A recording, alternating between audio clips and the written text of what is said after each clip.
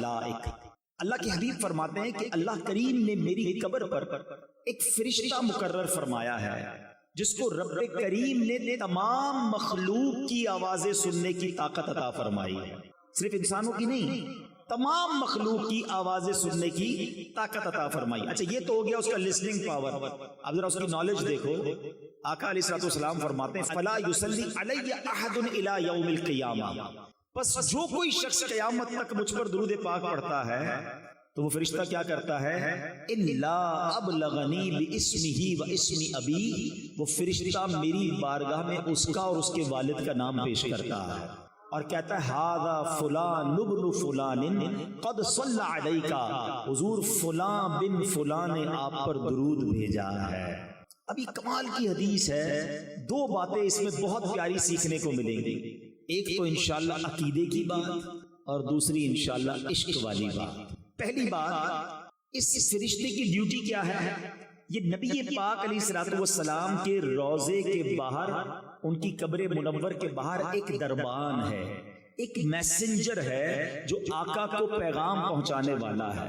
میرا آپ سے سوال یہ ہے کہ میسنجر کی سماعت کا عالم یہ ہے کہ یہاں بیٹھ کر ہم درود پڑھیں وہ وہاں مدینے میں سن لیتا ہے، پوری دنیا میں جو درود پڑھے وہ فرشتہ سن لیتا ہے، صرف سنتا نہیں، پڑھنے والے کو ریکگنائز بھی کر لیتا ہے کہ پڑھنے والا ہے کون، اس کا نام کیا ہے، اس کے والد کا نام کیا ہے۔ ذرا بتاؤ دربان کی سماعت کا عالم یہ ہے تو مصطفیٰ کریم کی سماعت کا عالم کیا ہوگا، میرے آقا کے علم کا عالم کیا ہوگا۔ تو اگر آج عاشقان رسول جھوم جھوم کر صلاۃ و سلام میں میرے رضا کا یہ شعر پڑھتے ہیں تو کیا غلط کرتے ہیں کہ دور و نزدیک کے سننے والے وہ کان، دور و نزدیک کے سننے والے وہ کان لعلے کرامت پہ لاکھوں سلام۔ تو یہ تو حدیث پاک سے پتا چل رہا ہے کہ جب دربان مصطفیٰ سب کی آوازیں سن لیتا ہے، وہ سب کے درود سن لیتا ہے، تو میرے آقا کیوں نہ سماعت فرمائیں گے۔ بس دل سے پکارنا ہے، فریاد امتی جو کرے حال زار میں، فریاد امتی جو کرے حال زار میں، ممکن نہیں کہ خیر بشر کو خبر نہ ہو، واللہ وہ سن لیں گے، فریاد کو پہنچیں گے، اتنا بھی تو ہو کوئی جو آہ کرے دل سے۔ بس دل سے پکارنے کی دیر ہے، کام بن جانے ہیں۔ اور اب عشق والی بات کہ دنیا میں یہ دستور ہے کہ آپ جس شخصیت سے محبت کرتے ہو، ریسپیکٹ کرتے ہو، اور جب آپ کو پتا چلے کہ آپ کا نام ان کے بارگاہ میں لیا گیا، ان کے سامنے لیا گیا ہے، آپ کو بڑی خوشی ہوتی ہے۔ فار ایگزامپل آپ میں سے ماشاءاللہ بہت سارے وہ لوگ ہوں گے مختلف پیران عظام سے مرید ہوں گے، کوئی آ کر آپ کو کہے کہ یار آپ کے پیر صاحب کے پاس آپ کا نام لیا گیا تھا، کتنی خوشی ہوگی، اچھا میرا نام لیا گیا، سچ بتاؤ کیا بات ہو رہی تھی، ذرا دوبارہ سنتے ہیں اس سے، دوبارہ ریپیٹ کرو یار کیا ذکر ہوا تھا، بیکاز یو لو ہم، یو ریسپیکٹ ہم، آپ اچھا لگتا ہے کہ آپ کا نام ادھر لیا گیا۔ مجھے سچ بتاؤ ایک امتی کے لیے اس سے بڑی کیا سعادت ہوگی، وہ ادھر درود پڑے ادھر فرشتہ اس کا نام بارگاہ رسالت میں پیش کرے، اور صرف میرا نام نہیں میرے والد کا نام بھی پیش کرے، اور میں جتنی بار درود پڑھوں اتنی بار پیش کرے، میں 100 بار درود پڑھوں 100 بار میرا نام نبی پاک کے دربار میں جائے۔ دیکھو دنیا کا بھی دستور ہے کہ جب کوئی فقیر، جب کوئی بھکاری در پہ بار بار آئے نا، ہمارے گھر پر بھی آئے، ہم کہتے ہیں یہ روز آتا ہے اس کا کام کر دو۔ اللہ اکبر، جس کی حاضری روز بارگاہ رسالت میں لگتی ہوگی، جو دن میں کئی بار درود پڑھتا ہوگا اور فرشتہ اس کا نام دربار رسالت میں پہنچاتا ہوگا، کبھی تو میرے آقا فرشتوں سے فرمائیں گے چلو میرے غلام کا کام کر دیتے ہیں، ہمیں روز یاد کرتا ہے۔ اور کیا خوبصورت بات شاعر لکھتے ہیں، ہمیں تو ایک ہی توجہ چاہیے نا، یاد رکھو اگر اٹھ گئی ایک نظر، بس ہمیں تو ایک توجہ چاہیے، آقا بس ایک بار توجہ فرما دیں، یاد رکھو اگر اٹھ گئی ایک نظر، جتنے خالی ہیں سب جام بھر جائیں گے، پھر سارے کام سیدھے ہو جانے ہیں۔ میرے بھائی یہاں بیٹھے ہوں گے جو مشکل میں ہوں گے، پریشانی میں ہوں گے، بیماری میں ہوں گے، قرضے میں ہوں گے، گھبراؤ نہیں، درود پڑھتے رہا کرو، نبی پاک کی توجہ ہونے کی دیر ہے۔ امام عشق و محبت اعلیٰ حضرت سمجھاتے ہیں، پریشان ہونا، ڈیفیکلٹی میں ہو، سنو قسمت میں لاکھ پیچ ہوں 100 بل 1000 کج، किस्मत में लाख पेच हो, 100 बल 1000 कज, आका ये सारी गुत्थी एक तेरी सीधी नजर की है। बस नबी पाक की नजर पड़ने की देर है, सारे काम सीधे हो जाने हैं। तो मैं भी नियत करूं, आप भी नियत करें कि रोजाना कसरत से दुरूद पाक पढ़ेंगे। प्यारे इस्लामी भाइयों, मेरे आका अलैहिस्सलातु वस्सलाम की विलादत बासआदत, जरा सोचिए, जब प्यारे आका इस दुनिया में तशरीफ लाने वाले थे, ये वो वक्त था जब कुफ्र का अंधेरा था, जहालत का अंधेरा था, और नबी पाक ऐसा नूर बनकर आए कि जिसने दुनिया का रंग ही बदल दिया। नबी पाक जब तशरीफ लाए तो इस्लाम का नूर ऐसा फैला कि जिसने सारे आलम को रोशन कर दिया। दुनिया का दस्तूर है, जब कोई अहम इवेंट होने वाला होता है ना, उसकी अनाउंसमेंट की जाती है। अच्छा, जैसा इवेंट ऐसी अनाउंसमेंट। तो जब रब के हबीब ने आना था, जिनके सबब कायनात बनी है, याद रखिएगा नबी पाक अलैहिस्सलातु वस्सलाम वजह तख्लीक़े कायनात हैं। He is the reason of the all creation. और ये हदीस कुदसी में है, अल्लाह फरमाता है, ए महबूब मैं तुम्हें ना बनाता तो ये कायनात ना बनाता। जब तो आला हजरत कहते हैं ना, जमीन व ज़मा तुम्हारे लिए, मकीन व मकान तुम्हारे लिए, चुनीन व चुना तुम्हारे लिए, आका बने दो जहां तुम्हारे लिए। तो ये कायनात नबी पाक के लिए बनी है। तो अब आपकी आमद का वक्त था, तो एक ऐसा अनाउंसमेंट दुनिया में हुआ, ऐसे वाकयात होने लगे कि दुनिया को गोया झंझोड़ दिया गया। नबी पाक अलैहिस्सलातु वस्सलाम की विलादत से 55 दिन पहले, जरा तवज्जो रखिएगा, मैंने ये बात आपसे थोड़ी देर बाद दोबारा पूछनी भी है, ये जुमला याद रखिएगा कि आका अलैहिस्सलातु वस्सलाम की विलादत से 55 दिन पहले एक बड़ा कमाल का वाकया हुआ। और ये वाकया क्या था? यमन का बादशाह था अबरहा। उसने एक प्लान किया कि ये मुसलमान काबे का तवाफ क्यों करते हैं, काबे पे जाकर हज क्यों करते हैं, क्यों ना मैं काबे को ही गिरा देता हूं और माद अल्लाह उसको तहस नहस करके उसके पत्थर लेकर यमन में काबा बना लूंगा, फिर ये सारे लोग मेरे पास आएंगे। अब उसने प्लान क्या किया कि मक्के पर अटैक करने के लिए, देखिए उस जमाने में तो जो लड़ाई होती थी वो घोड़ों पर और ऊंटों पर होती थी, वो हाथियों का लश्कर लेकर चला गया। जरा सोचिए कि हाथियों का मुकाबला घोड़े वाले और ऊंटों वाले कैसे कर सकते हैं। मक्के का घेराव किया और फिर क्या किया, मक्के वालों के मवेशी जो थे, मक्के वालों के जो जानवर थे, वो भी उसने पकड़ना शुरू कर दिए। अब लोगों का रोजी रोजगार भी डिस्टर्ब हुआ। मेरे आका अलैहिस्सलातु वस्सलाम की मुबारक दादा हजरत अब्दुल मुत्तलिब, अल्लाह ने क्या उनके चेहरे पर नूर अता फरमाया था, उनकी पेशानी पर नूरे नबूवत चमकता था। हजरत अब्दुल मुत्तलिब ने क्या किया, आप गए अबरहा के पास। अब जरा गौर कीजिए, वो कर्रो फर के साथ मुतकब्बिर बादशाह आया हुआ है और उसने काबे को ढाना है, उसका प्लान ये है। हजरत अब्दुल मुत्तलिब उसके खेमे में गए, बाहर से पैगाम भिजवाया गया कि मक्के का सरदार आया है। हो सकता है उसने सोचा हो कि मुझसे मिन्नतें की जाएंगी, मुझसे नेगोशिएशंस की जाएंगी, बड़े तकब्बुर के साथ बैठा है। हजरत अब्दुल मुत्तलिब उसके खेमे में दाखिल होते हैं, अल्लाह ने उनकी पेशानी पर ऐसा नूर अता किया था, वो खेमे में दाखिल हुए, अबरहा रोब में आ गया, इज्जत के लिए खड़ा हो गया, अपने बराबर में बिठाया और कहा हजरत फरमाइए कैसे आना हुआ। हजरत अब्दुल मुत्तलिब ने बड़ी अजीब डिमांड की। आपने कहा कि तुमने मक्के वालों के मवेशी, उनकी बकरियां, उनके जानवर पकड़ लिए, हमारे जानवर हमारे वापस कर दो। अबरहा कहता है मैं तो समझा आप काबे की बात करेंगे, अपने मरकज की बात करेंगे, आप तो काबे की बात ही नहीं कर रहे, आपको फकत अपने जानवरों की फिक्र है। अल्लाह अकबर। हजरत अब्दुल मुत्तलिब का वो जवाब आज भी सीरत की किताबों में सुनहरे हुरूफ से लिखा है।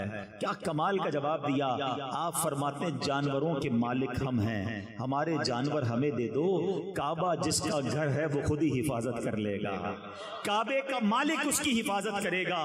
अबरहा को बात समझ न आई, वो समझने लगा कि लगता है कंफ्यूज हो गए हैं, लगता है डर गए हैं, जानवर छोड़ दिए गए। हजरत अब्दुल मुत्तलिब ने अजब अनाउंसमेंट किया, मक्के वालों से कहा सारे लोग अपने जानवर लें और पहाड़ों पर चले जाएं। आज जो मक्के शरीफ गए हैं उन्हें पता है काबे के गिर्द पहाड़ हैं, अब तो कई पहाड़ तोड़ दिए गए, होटल्स बना दिए गए, मगर उस जमाने में सिर्फ पहाड़ ही पहाड़ थे। थोड़ा सा इमेजिनेशन करें, सिर्फ काबा है, हरम शरीफ नहीं बना, बल्कि चारों तरफ पहाड़ हैं। मक्के वाले सारे पहाड़ों पर चले गए, नोबडी डेयर टू रेजिस्ट, कोई वहां पर रुकावट लेने के लिए तैयार नहीं है। फकत हजरत अब्दुल मुत्तलिब अब काबे पर जाते हैं, काबे की दीवार को थामते हैं और वो रिक्कत अंगेज दुआ करते हैं कि ऐ रब्बे करीम, ऐ काबे के मालिक, आज तुझे अपनी कुदरत का नजारा दिखाना है, आज इन जालिमों को तूने बताना है कि तू और तेरे मानने वाले हक पर हैं। आप रिक्कत अंगेज दुआएं करते रहे, अल्लाह को पुकारते रहे और उसके बाद आप भी काबे के से दूर होकर पहाड़ पर चले गए। ये कैसा हमला था कि शहर में कोई हिफाजत के लिए खड़ा नहीं था, फकत काबा है और हाथी का लश्कर है। और अब हुक्म किया, अब रहा ने ऑर्डर दिया कि हाथी चले और काबे को तहस नहस करके रख दें। मगर अब दुनिया ने एक अजब नजारा देखा, अब अल्लाह ने अपनी कुदरत का एक अजब नजारा दिखाया। जिस हाथी पर अब रहा बैठता था, वो हाथी अपनी जगह से टस से बस नहीं हो रहा था। काबे की तरफ रुख करते थे, वो मूव नहीं करता था, उसका रुख चेंज करते वो चलना शुरू कर देता। और अब अल्लाह करीम ने इसके मुकाबले के लिए क्या भेजा? दुनिया का दस्तूर है, आर्मी का मुकाबला आर्मी करती है, नेवी का मुकाबला नेवी करती है, एयरफोर्स के लिए एयरक्राफ्ट भेजे जाते हैं। अब हाथी हैं और मुकाबले के लिए भेजा क्या है मेरे रब ने? मुट्ठी में आने वाला परिंदा अबाबील। अरे चील जितना परिंदा भी कोई ना भेजा, रब ने अबाबील के लश्कर भेजे जो खुद मुट्ठी में आ जाता है, जिसका अपना वजन चंद ग्राम है। बताओ उसकी चोंच और उसके पंजों में कितना भारी कंकर होगा, कितने छोटे से कंकर हैं। मुकाबला हाथी से है। अल्लाह अकबर, रब्बे करीम ने अपनी कुदरत का कैसा नजारा दिखाया। और आज लोग कहते हैं कि फलां सुपर पावर ने जनाब बड़े गाइडेड मिसाइल बना लिए हैं, टारगेट सेट कर दो, मिसाइल जाके वहीं हिट करता है। अल्लाह अकबर। आओ मैं बताता हूं, 1450 साल पहले मेरे रब ने अबाबील के उन पंजों में कैसे गाइडेड मिसाइल दिए थे। हर कंकर पर हाथी सवार का नाम लिखा था, उस सवार का नाम मौजूद था। अब ये जब लश्कर आते हैं उसके बाद क्या होता है? आज तक कई बार सूरह फील आपने कुरान में पढ़ी होगी, इमाम साहब ने पढ़ी होगी, आपने सुनी होगी, मगर आज जरा सूरह फील को इस वाक़े की पस मंजर में समझिए, मजीद ईमान ताजा होगा। रब्बे करीम कुरान मजीद में इरशाद फरमाता है, अलम तरा कैफ फअल रब्बुका बिअस्हाबिल फील। इसका तर्जुमा क्या है? ए महबूब, क्या आपने न देखा कि आपके रब ने उन हाथी वालों का क्या हाल किया है? मैंने बयान के शुरू में एक जुमला आपको याद करवाया था। ये वाकया जो है असहाबे फील का नबी पाक की विलादत से कितना पहले हुआ था? माशाल्लाह याद है, ये याद रखना, ये बड़ी अकीदे की बात बता रहा हूं। 55 डेज पहले ये वाकया हुआ है और अल्लाह कुरान में अपने हबीब से कह रहा है, ए महबूब आपने ना देखा? अलम तरा कैफा, आका तो दुनिया में तशरीफ ही नहीं लाए थे और रब अपने हबीब से कह रहा है, ए महबूब आपने ना देखा। इट मींस याद उसको दिलाया जाता है जो कहीं देख रहा था, जो कहीं मौजूद था। अल्लाह अकबर। अब वो हदीस पाक सुनो कि अल्लाह के हबीब फरमाते, मैं उस वक्त भी नबी था जब हजरत आदम पानी और मिट्टी के दरमियान थे। मेरे आका के नूर को अल्लाह ने अपने नूर से पैदा फरमाया। प्यारे आका ने पूछा, है जिब्रील तुमने तो सारे नबियों की बारगाह में हाजिरी दी है, सबसे मुलाकात की है, बताओ ना किसी को मेरे जैसा भी पाया, तुम्हें मेरे बारे में क्या कहते हो? अल्लाह अकबर। जिब्रील अमीन जिन्होंने तमाम अंबिया की खिदमत में हाजिरी दी, क्या कहते हैं? चलो यही बात बरेली के ताजदार की जबानी सुन लो। इमाम इश्क को मोहब्बत कहते हैं, यही बोले सिदरा वाले चमने जहां के थाले हैं, यही बोले सिदरा वाले चमने जहां के थाले, सभी मैंने छान डाले, आका तेरे पाए का ना पाया, तुझे यकने यक बनाया।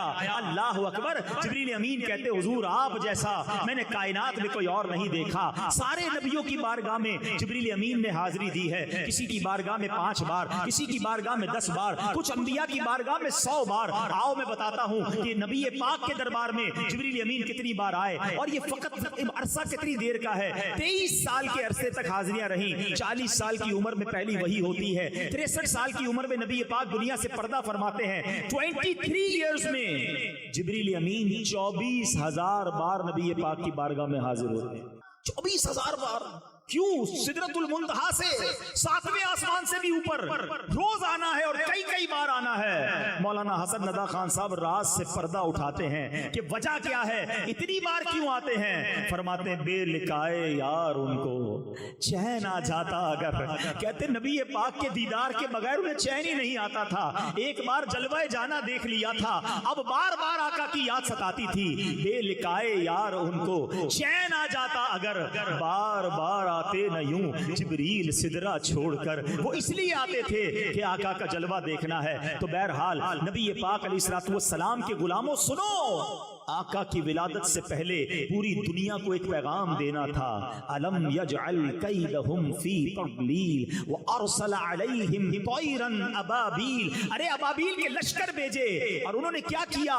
ترمیہم بحجارۃ من سجیل. ان پر پتھروں کی کنکروں کی بارش کی اور رزلٹ کیا آیا؟ فجعلہم کعصف مأکول. انہیں چبائے ہوئے بھس جیسا بنا کر رکھ دیا. پرخچے اڑ گئے. ان کنکروں نے وہ کام کیا جو بڑے بڑے میزائل نہ کر سکتے تھے. ہاتھی سوار اور ان ہاتھیوں کا نام و نشان باقی نہ رہا. گویا پوری دنیا کو یہ میسج دینے والا تھا. آئی نئی حکومت, سکہ نیا چلے گا. آئی نئی حکومت, سکہ نیا چلے گا. عالم نے رنگ بدلا صبح شب ولادت. اور ایک واقعہ نہیں ہوا. نبی پاک جس سال دنیا میں تشریف لائے عرب میں بارشیں ہوئیں, خوب سبزہ ہوا, جانور فرما ہو گئے. روایتوں کے الفاظ ہیں اتنے موٹے ہو گئے ایسا لگتا تھا چربی سے پھٹ نہ جائیں. جتنے قافلے تجارت کو گئے سب نفع کر کے واپس آئے. اچھا, پیارے آقا علیہ الصلوۃ والسلام کی آمد کے وقت ایک اور بڑا کمال کا واقعہ ہوا. کفر کے جتنے ایوان تھے نا, سب کو میسج گیا, سب کو بتایا گیا کہ نبی پاک کی آمد ہونے والی ہے, سچے دین کے رکھوالے کی آمد ہونے والی ہے. کعبے میں بت تھے وہ اوندھے گر گئے. ایک آگ جلائی تھی فارس ایران میں آتش پرستوں نے. انہوں نے کیا کیا تھا؟ ان کا دعویٰ یہ تھا کہ فرام لاسٹ 1000 years, 1000 سال ہو گئے ہماری آگ نہیں بجھتی اور مجھنے بھی نہیں دیتے تھے. مگر جب آقا کی ولادت ہوئی تو وہ آگ بھی بجھا دی گئی. وہ آگ بھی بجھ گئی. کیا خوبصورت شعر لکھتے ہیں نا, 1000 سال کی روشن شدہ بجھی آتش, 1000 سال کی روشن شدہ بجھی آتش. یہ کفر و شرک کی آتش بجھانے آئے ہیں. یہ کس شہنشاہ والا کی آمد آمد ہے. بولو مرحبا مرحبا, بولو مرحبا, بولو مرحبا. نبی پاک کی خاص آمد کا وقت, جس سہانی گھڑی چمکا طیبہ کا چاند, اس دل افروز ساعت پہ لاکھوں سلام. 12 ربیع الاول کا دن ہے, رات جا رہی ہے صبح آ رہی ہے. گویا رات کو بھی نوازا گیا, صبح کو بھی نوازا گیا. آقا صبح صادق کے وقت خوشبوؤں میں بسے ہوئے اس دنیا میں تشریف لائے. دنیا میں آتے ہی پہلا کام میرے آقا سجدے میں چلے گئے, اپنے رب کو یاد کیا, امت کے لیے دعا کی. اعلیٰ حضرت لکھتے ہیں نا, پہلے سجدے پہ روزے ازل سے درود, یادگاری یہ امت پہ لاکھوں سلام. رب حبلی امتی کہتے ہوئے پیدا ہوئے, حق نے فرمایا کہ بخشا الصلاۃ والسلام. آقا ہم گناہگاروں کو یاد کر رہے ہیں. اب نبی پاک کا مبارک بچپن شروع ہوتا ہے. بی بی حلیمہ سعدیہ کے بھاگ جاگتے ہیں. آپ کہتی ہے میں بڑی غریب تھی, میرے جانوروں میں بھی طاقت نہیں تھی. جب مکے کو آ رہی تھی میرا خچر سب سے پیچھے رہ جاتا تھا, پورے قافلے کے لوگ پریشان تھے. حلیمہ کیسا جانور لائی ہو؟ کہتی میں خود بھی اتنی کمزور تھی, اپنے پاس بھی دودھ نہیں تھا. مکے کے لوگوں کا دستور تھا کہ بچوں کو دودھ پلانے گاؤں میں بھیجتے تھے تاکہ ان کی زبان بھی اچھی ہو, ان کی صحت بھی اچھی ہو. اب جب اس سال مکے میں وہ غدائیاں آئیں, سب کو بچے مل گئے. بی بی حلیمہ کہتی ہیں کہ مجھے کسی نے بچہ نہیں دیا میری غربت کو دیکھ کر, مگر میں نے ایک بچہ دیکھا, تھا بڑا نورانی, تھا بڑا پیارا, مگر اس کے والد دنیا میں نہیں تھے, اس لیے کسی دائی نے اس بچے کو نہیں لیا کہ والد نہیں ہیں تو پیسے بھی نہیں ملیں گے, انعام بھی نہیں ملے گا. بی بی حلیمہ کہتی ہیں میں نے سوچا خالی ہاتھ جانے سے بہتر ہے اس پیارے سے نورانی بچے کو لے جاتی ہوں. اللہ اکبر. ان کو کیا معلوم تھا کہ اس بچے کو گود میں لینا ہے اور ان کے مقدر جاگ جانے ہیں. میں ایک سوال کرنا چاہتا ہوں, اس وقت مکے میں کئی دائیاں آئی تھیں, کسی ایک کا نام بتا دیں. ہم میں سے کوئی کسی ایک کا نام نہیں جانتا, مگر جب تک یہ سورج اور چاند باقی رہیں گے بی بی حلیمہ سعدیہ کا نام چمکتا رہے گا. What is the reason behind this? Reason یہ ہے کہ انہوں نے نبی پاک کی خدمت کی, اپنا تعلق نبی پاک کے ساتھ جوڑ لیا. اور یہ اصول یاد رکھنا کہ جس نے آقا کے ساتھ تعلق جوڑا اللہ اس کے نام کو بلند کر دیتا ہے. اسٹیج پر جتنے لوگ موجود ہیں یہ کوئی بہت بڑی ڈگری ہولڈر نہیں ہے, انہوں نے زمانے میں کوئی سائنس کی ایجاد نہیں کی ہے. آج اگر ہم سب کو دنیا میں کوئی عزت دیتا ہے تو فقط یہ نام مصطفیٰ ہے, یہ سرکار کے نام کی عزت ہے جو ہماری پہچان بنی ہے. آپ ہسٹری اٹھا کے دیکھ لیں, جس نے میرے آقا کے نام کو بلند کرنے کی کوشش کی اللہ نے اس کے نام کو بلند کر دیا. ان کے جو غلام ہو گئے وقت کے امام ہو گئے، ان کے جو غلام ہو گئے وقت کے امام ہو گئے، نام لیوا ان کے جو ہوئے ان کے اونچے نام ہو گئے۔ ارے بی بی حلیمہ کے بھاگ جاگے، کہتی میں نبی پاک کو لے کر نکلتی ہوں،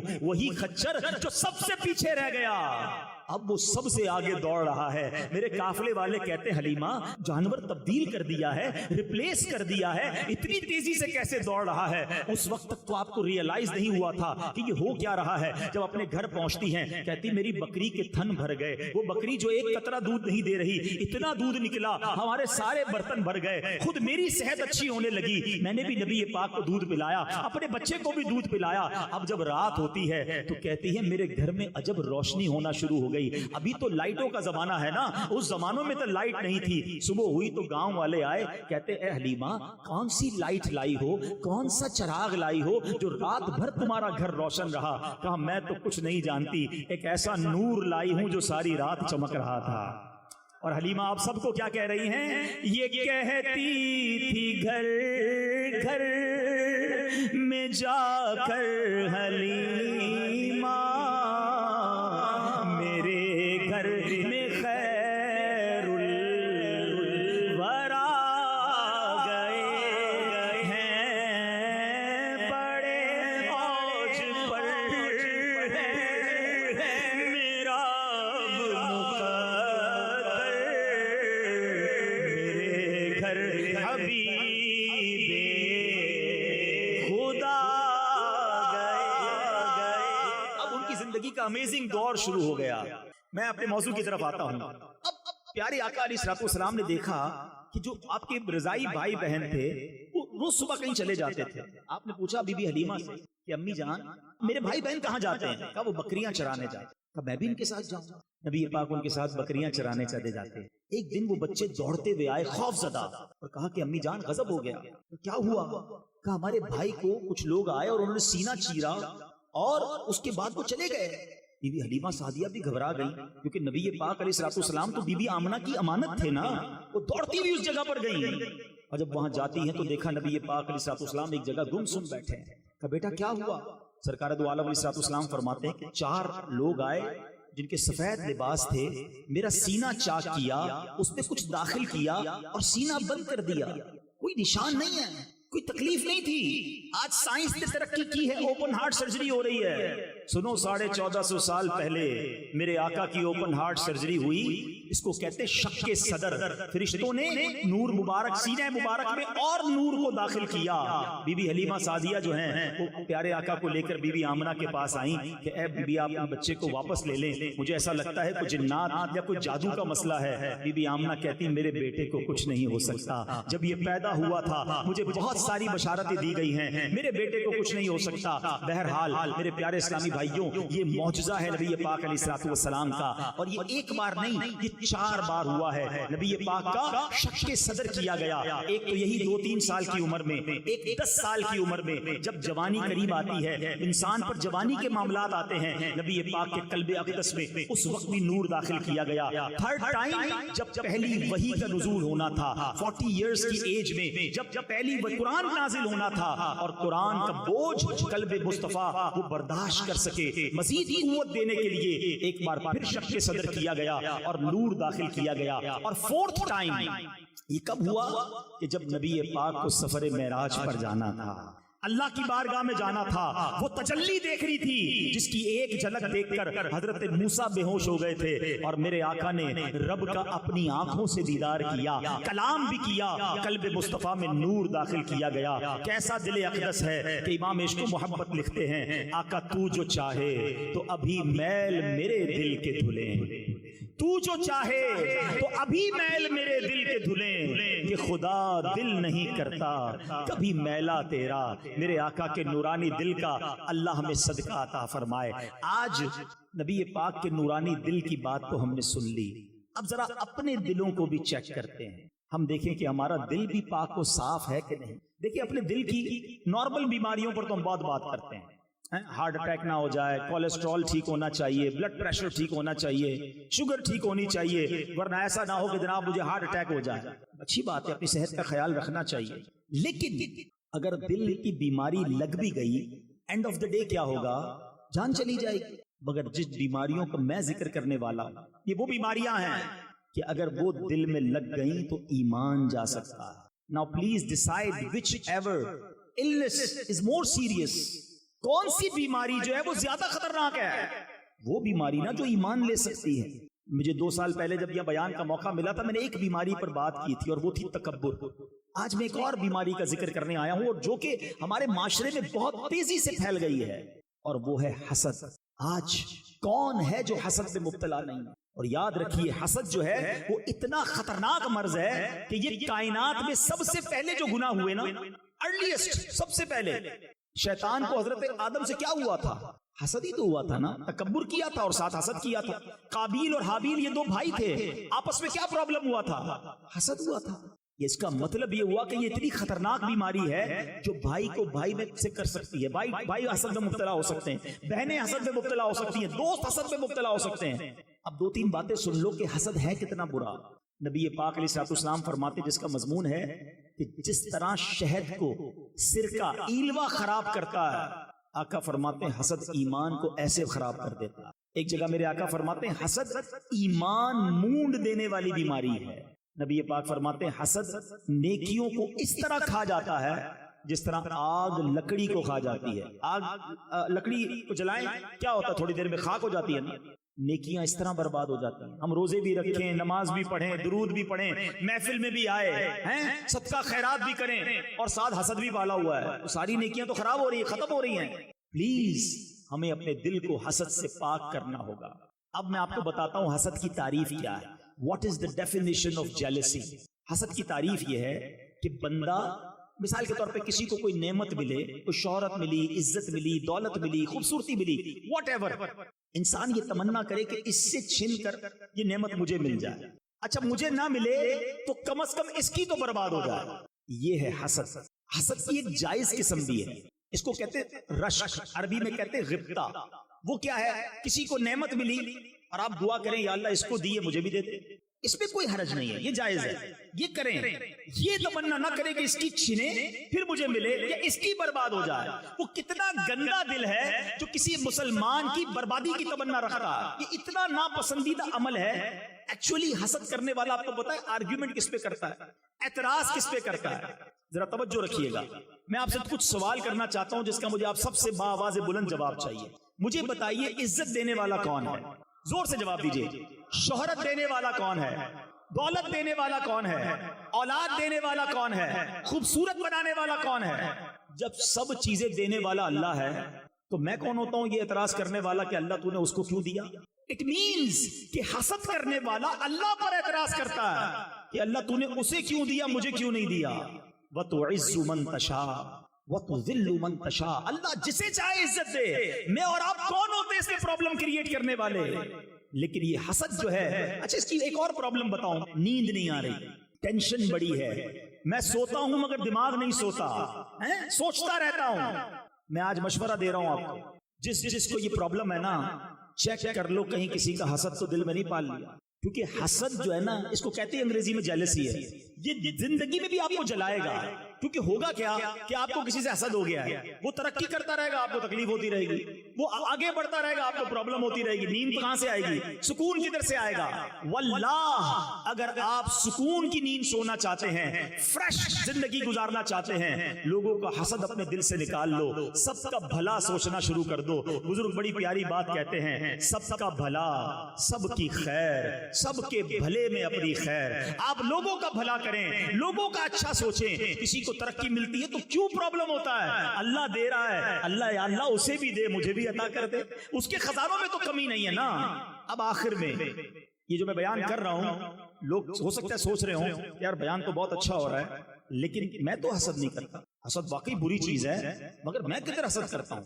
چلیں کولیسٹرول چیک کرانے کے لیے کسی لیبورٹری میں جاتے ہیں نا, شوگر ٹیسٹ کرانے جاتے ہیں, میں ایک چھوٹا سا لیبورٹری ٹیسٹ کر لیتا ہوں آپ سب کا. جواب مجھے مت دیجیے گا, اپنے آپ کو جواب دے دیجیے گا, آپ کے سامنے رپورٹ آ جائے گی, آج ہی رپورٹ آ جائے گی. ہاں لیبورٹری میں تو 6 گھنٹے 12 گھنٹے لگتے ہیں نا, یہ اگلے منٹ آپ کو جواب مل جائے گا. اور گھبرانا نہیں, اگر رپورٹ میں پازیٹیو آ گیا نا تو آج علاج بھی دے کر جاؤں گا انشاءاللہ. اگلے 5-6 منٹ میں اپنی بات پوری کر لوں گا. یہ میرے بیان کا عطر ہے 5 منٹ. پہلا ٹیسٹ, آپ کی زندگی میں کوئی ایسا ہے اچھا یاد رکھیے گا حسد جو ہے نا اسی سے ہو سکتا ہے جس کو آپ جانتے ہیں.